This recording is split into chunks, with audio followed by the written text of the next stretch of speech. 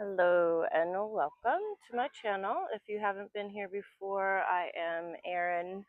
I am a licensed massage therapist, yoga, Pilates instructor, and I'm really starting to develop this channel for my clients. Like I, of course, continuously same patterns, and it's just nice to be like, here, do this. So here you go. So this one is going to be about our hips. So our hip flexors are in front, which flex our hips, which lift those knees, which if we were in a seated position all day long, our hip flexors are being shortened. So again, I always say this, we have a lot of tension shortening in the front body, which pulls on the back body. So we feel the pain in the back because of these tight muscles here in the front. So we're going to address our hip flexors and then our hip rotators. These are the ones that rotate our hip outwards. Both equally as important and can cause some problems. So what I like to start off with is just a nice, simple, subtle movement. So you're going to take your hands behind your back, kind of just lean yourself back there, separate your feet nice and wide, and then like windshield wipers, you could just start to drop side to side. Start to get a twist or a rotation in the spine. The next time the knees are dropped one way, you turn your head the other way, and then vice versa. So this movement, your bottom will start to scoot up. So maybe every once in a while, scoot back. Kind of just crawl yourself forward.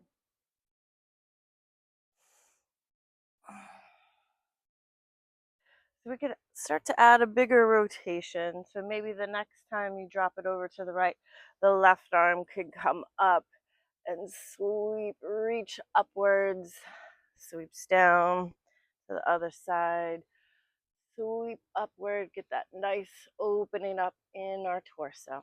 And again, maybe scoot back, take it side to side.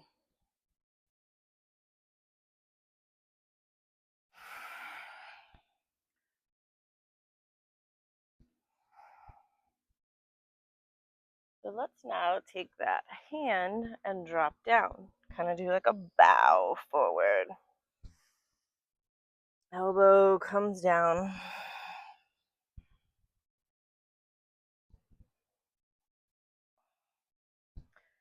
Last one over.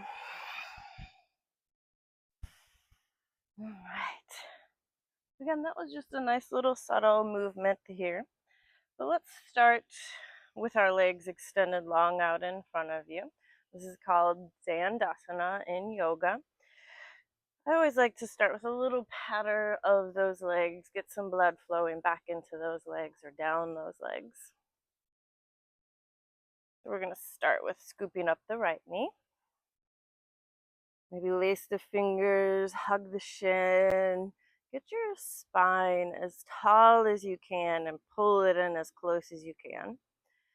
So anytime we're stretching, we always want to try to get our spine straight. So avoid leaning back. You can always sit up a little bit taller. The block might be a little bit too much for some, but for some, it might be just enough. You could always roll the back of your mat up to get your spine straight, but just as straight as you can, get your spine. We're going to keep that straight spine as we cross the leg over. Again, try to get the foot flat, the knee up, spine straight. You're drawing the knee to the center of the chest. We could rotate our spine, bring the right arm up, and then over the head. Using your arm as a little back brace, you can straighten that spine. Maybe the left arm comes through. I know some people could get that elbow to the outside of the knee. For me, it's almost just too much effort, so I get just enough stretch here. So again, hip flex or rotator here. Maybe even some IT band.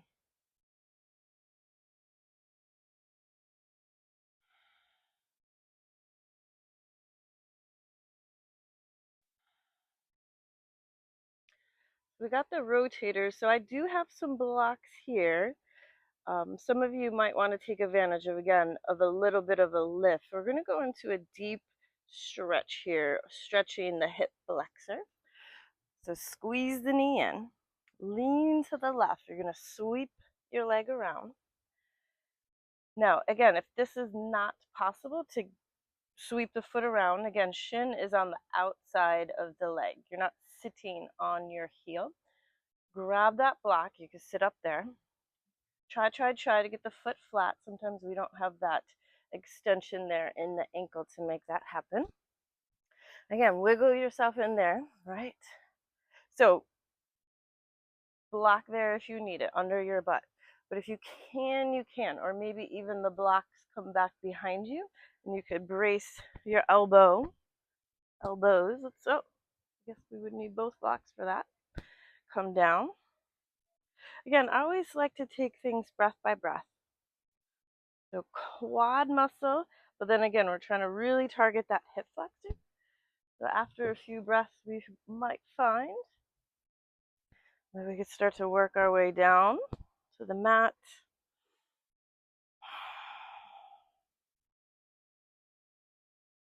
After a few breaths more, maybe we make our way down.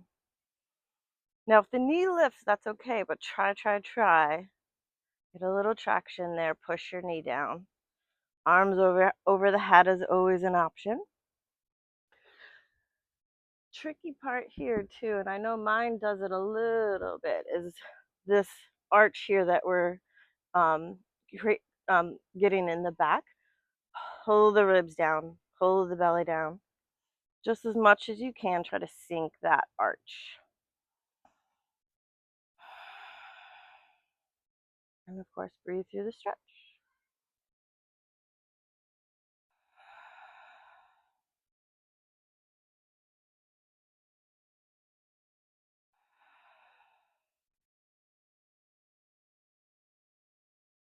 All right, and just as slow as we worked our way down, we'll come on up. Prop ourselves up onto the elbows. Push into those palms. Lean to the left. Sweep that leg out. And like we did earlier, let's do that little pattern. We were cutting off all that blood there at the knee. So get some blood to go back down into that right thigh. And let's do it all over again. Lean to the right. Left foot will sweep behind. So this might be completely different. Again, slow. Try to get that left hip grounded. We're on the outside of our shin. Walk yourself down to those forearms. Few breaths here.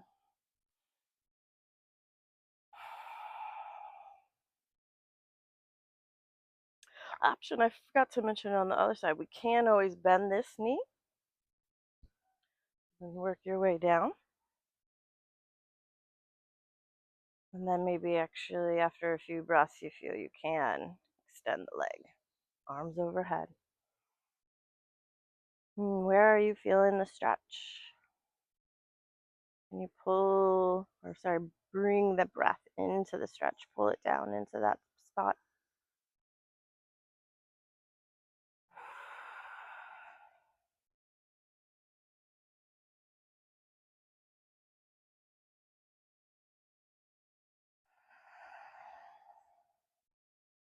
Couple more breaths here.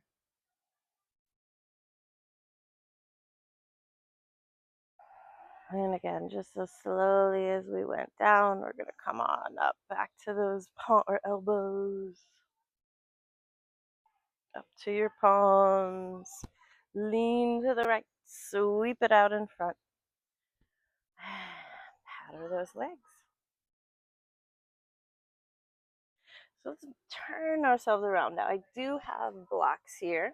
They're always a nice little tool to work with, but not necessary.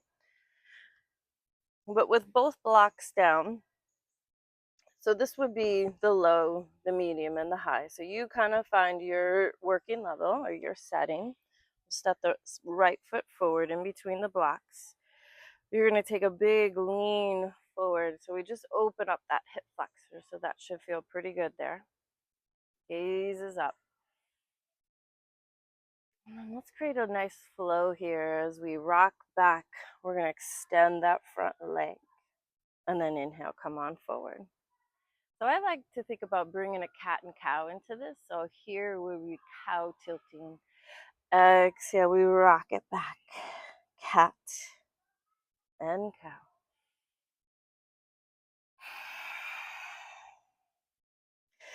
So we're going to keep ourselves forward. Again, coming into a back extension, opening up our front body. And then what I want you to do is kind of level off the spine now. Back toe is going to tuck. You're going to lift off of the knee. We'll go forward and back.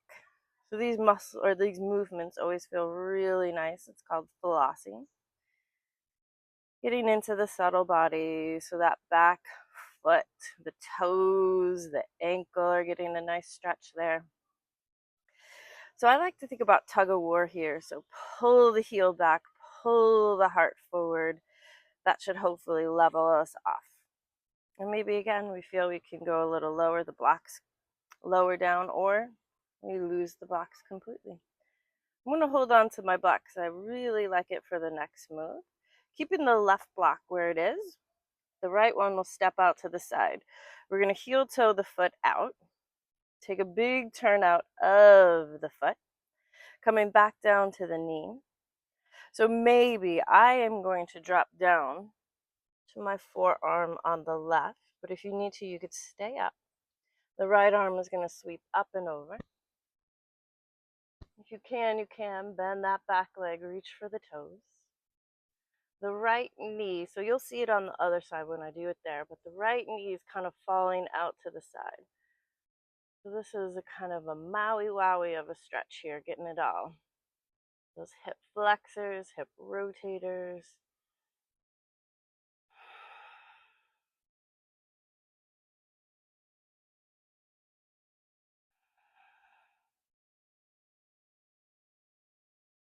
So this shouldn't be too bad on the knee because you are essentially on the top of that left thigh, not really on the knee.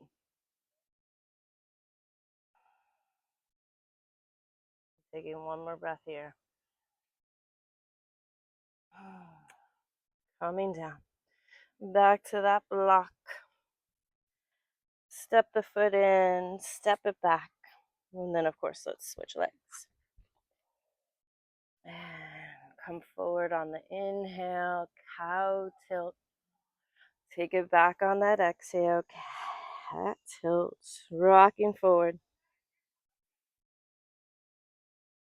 Rocking back.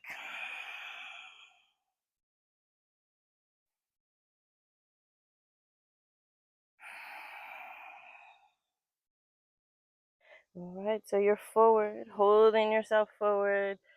Again, back bending. Maybe even the gaze comes up. So come to a nice level spot of the spine. So maybe that takes pushing the hips back. So we'll drop the block. So I like to keep, or when I do this pose, drop the block down to the low setting because it's a little bit more stable. Elbow comes down, losing that left block, heel toeing out. I forgot to do the flossing. Let's rewind everything. Lift off the back knee. We go forward, and we go back. I can't leave this out. It's a nice movement there in the foot again. Subtle bodies working. All right, push the heel back, pull the heart forward. There's the stretch, crown of the head, tip of the heel, nice and elongated. There's a pull, push, pull. Pull the heel back, pull the heart forward.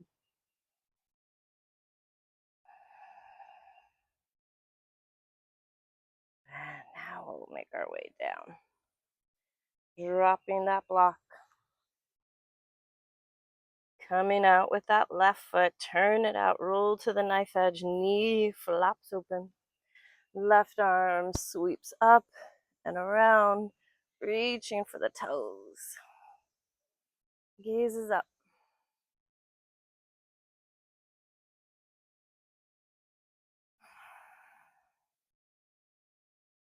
Again, or maybe this looks like this for you today, right?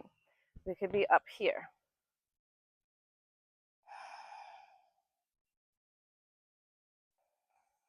All right. Couple more breaths. So in yoga, we call it kramas, stepping stones, right? I always like to give you options. Step 1, step 2, step 3. So if step 1 and 2 is kind of your working level, your edge, you stay through there, you work through there, then eventually we make our way up to the next step. Let's shift back. So what I want us to do is come into a downward facing dog. This is again a nice leveling off, regrouping. Heels reach down. They don't go flat, but they're always reaching towards getting flat. Come tall onto the tippy toes. Soften those knees. Come on down.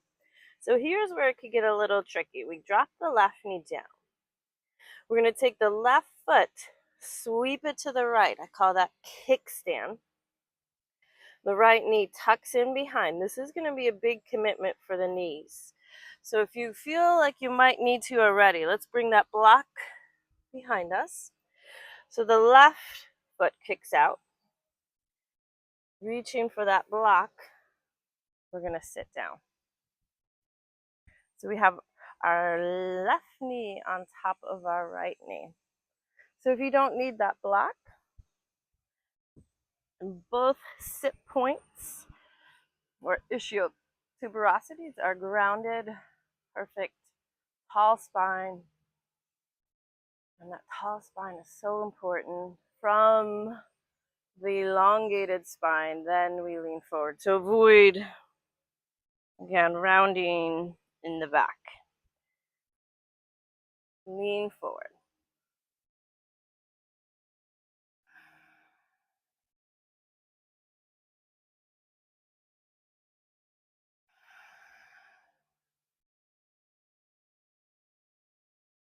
So like those windshield wipers we did at the beginning, you can lean back, step wide, windshield wipers. So it was the left leg on top. So an easy way to do this now is to switch. Left foot comes on the bottom, right one sweeps around. So we try to get our knees stacked, right? So that may take some maneuvering. This side could be completely different. Tall spine. Yeah, so the stretch does not happen until that back gets elongated. So in yoga, our spine is called our Sushumna, our lifeline. So important, right? All those neural pathways running up and down our spine, that vagus nerve, probably the most important nerve system we have in our body.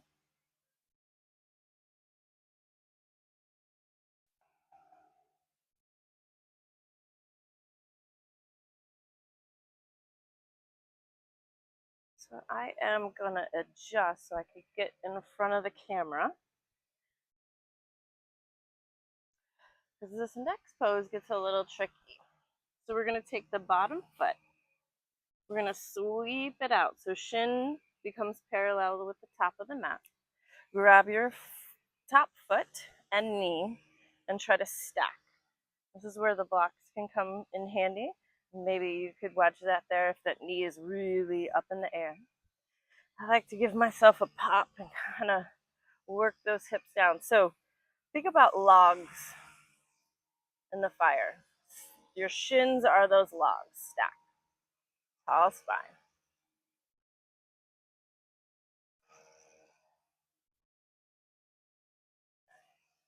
Take that lean forward. Again, you could always sit on a block or roll the back of your mat up, just maybe a little bit of a lift will help you here.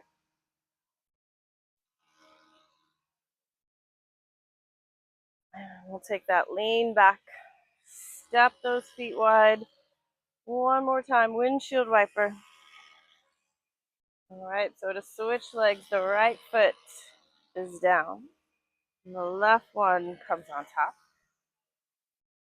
So again, block there if we need it, or anything, right? You could wedge anything there.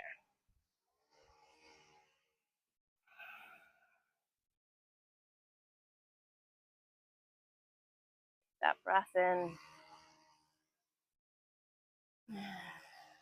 Big lean forward to deepen the stretch. Again, krama, stepping stone, step by step.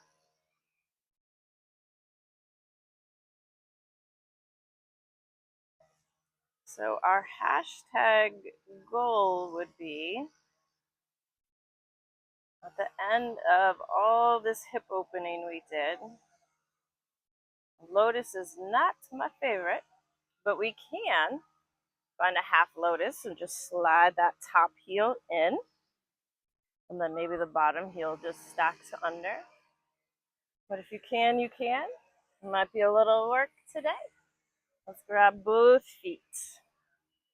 And we're in that full lotus pose.